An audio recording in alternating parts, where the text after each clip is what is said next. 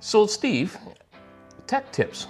Yeah. What do we have for people today on from the mechanic's desk? Maintaining your exhaust valves. Okay, so how often should people do that? Well, at least once a year. Like I like to, when a sled comes in here for a preseason, we yank out the exhaust valves and clean them. Right.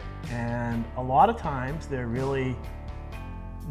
nothing really wrong. Like they might have some carbon built up on them or something, right? They're a little They're oily. not bad, they're a little oily.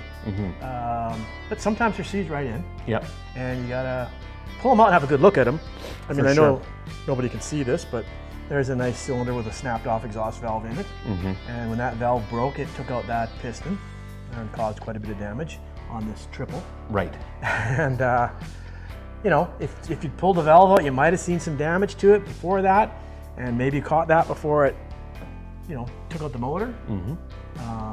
I've opened up motors where the nuts on the top of the valves are stripped right off lots of times. That's what caused my Dragon to That you would have caught doing maintenance on it, cleaning it. You know, once a year. And if it's like the skidoo ones are so easy to do, you just snap the top caps off and build it with, right? You could look at that halfway through the year again if you want. Right. But I think once a year is good.